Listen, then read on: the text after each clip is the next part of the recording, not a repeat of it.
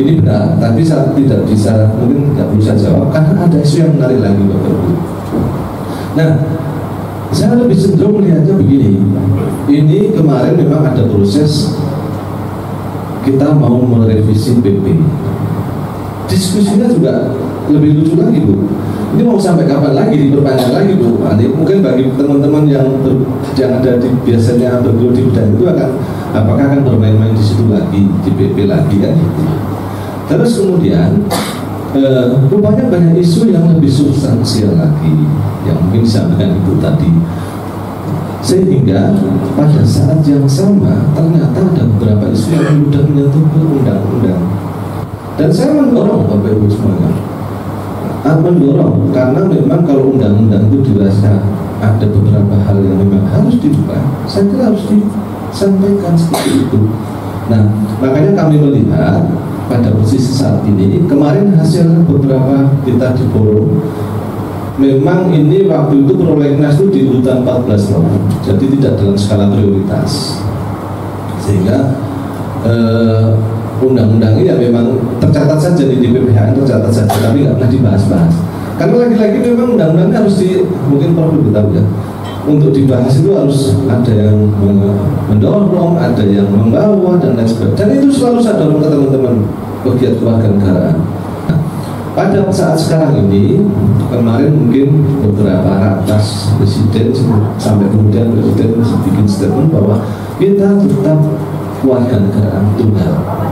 Nah, pada posisi itu ada isu-isu yang mungkin salah satu disampaikan Ibu tadi setelah hasil penerapan PP. Nah, yang terjadi sekarang sudah mengerucut bahwa apa tidak ke undang-undang saja. Nah, jadi kita sudah ada rancangan ini sudah kita usulkan ke Bappenas beberapa di Polhukam akan kita rubah PP. Tapi kemudian dalam saat yang bersamaan, ya kenapa tidak undang-undang saja? Dan alhamdulillah mungkin Bapak Ibu nanti suatu ketika ada teman-teman PPH ini ada yang di forum ini. Ini menjadi salah satu upaya kita nanti akan masukkan dalam long list prolegnas 2025. Dan ini tentunya harus dikawal dulu. Nah, itu jadi saya menjadi tidak relevan untuk menjawab beberapa kendala yang Ibu sampaikan tadi, tapi itu menjadi catatan kita. Dan kalau bisa diinventarisir lagi dengan senang hati kami, inventarisir lagi apa yang lebih substansial.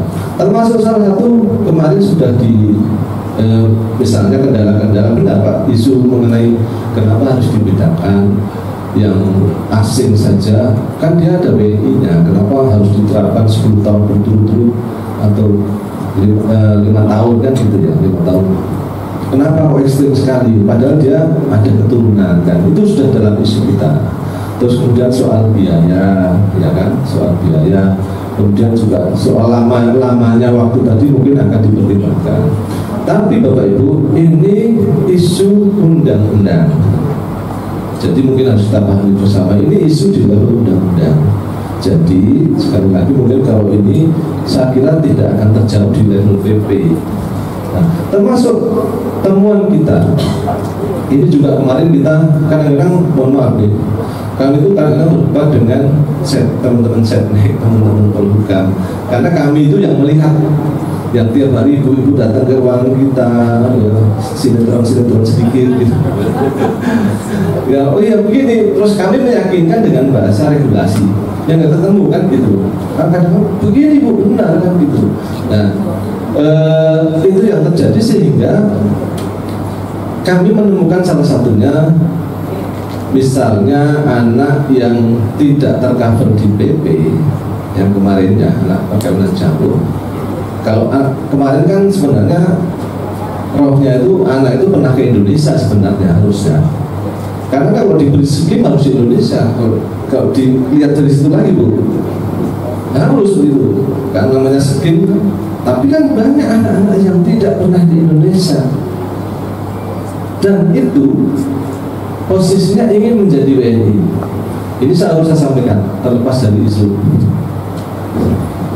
Mohon izin Prof. Nah, ada teman baru, terutama di wilayah Timur Tengah sana banyak, dan itu saya kira negara harus hadir. mereka ini sebenarnya subjek PP, tapi nggak bisa masuk PP karena belum pernah ke Indonesia. Tadi yang disamakan tadi mungkin di negara Yusuf itu demikian, belum pernah ke Indonesia, padahal mereka ingin menjadi WNI. Ini tidak tercover, sebenarnya tidak tercover ya, karena memang ranah PP bukan di situ. Nah, saya kira ini menjadi poin, sehingga harapannya nanti mudah-mudahan isu ini Bapak Ibu semuanya kita kawal, kita rumuskan, mudah-mudahan di 2028. Jadi kita mulai dengan ya isu ini sudah ke level undang-undang. Jadi catatan Ibu semua tadi, saya terima kasih. Ini tentunya akan kami catat dan kami suarakan nanti. Tapi kami juga membutuhkan dorongan juga ibu semuanya. Karena lagi-lagi ya pembahasan undang-undang ini yang memang tetap harus yang mengawal. Kemarin ada diskusi siapa yang menjadi inisiator kan, pemerintah ataupun misalnya DPR. Dulu pernah di inisiatif DPR, tapi sampai sejauh ini kayaknya remang-remang lagi. Nah, sekarang ini monggo lah ini yang bisa. Tapi kalau di kita ini sudah menjadi isu dan terakhir kemarin memang sudah harapan kita untuk masukkan di long list prolegnas 2020. Nah, ini yang menjadi catatan kita dan harapannya Bapak Ibu semuanya kami juga mohon bantuan tentunya isu-isu yang terpenggal-penggal, misalnya tadi Bapak menyampaikan security dan lain sebagainya. Kan ini memang fakta Pak, ini selalu jadi diskusi banyak. Terakhir kita fokus misalnya diaspora misalnya. Saya kira ini isu lama, tapi kemudian menjadi baru lagi dan diskusinya juga diskusi yang lama. Masalah security, masalah properti, masalah dan lain sebagainya yang seperti itu. Nah, ini teman-teman Bapak Ibu, mudah-mudahan nanti kita bisa lebih membuka diskusi untuk tadi, sehingga hal-hal yang menjadi kendala tadi kita selesaikan. Jadi kabar baiknya Bapak Ibu, mudah-mudahan kalau usulan PP ini mungkin bukan menjadi pilihan, kita akan tingkatkan menjadi usulan perubahan Undang-Undang 45. Nah, saya kira itu ya, ini dari tanggapan saya ya. Mungkin terima kasih. Assalamualaikum warahmatullahi wabarakatuh. Waalaikumsalam warahmatullahi wabarakatuh. Terima kasih Pak Baroto dan terima kasih juga atas aturan-aturan yang sudah dibuat bagi kami para keluarga perkawinan campuran, yang dimana memang sudah dimudahkan, walau tentunya yang kami sampaikan ini juga merupakan evaluasi ya Pak ya. Dan terima kasih kalau Bapak bisa menerima itu nanti untuk juga menjadi salah satu bahan ketika pembahasan RUU ini dilakukan ya Pak ya. Terima kasih.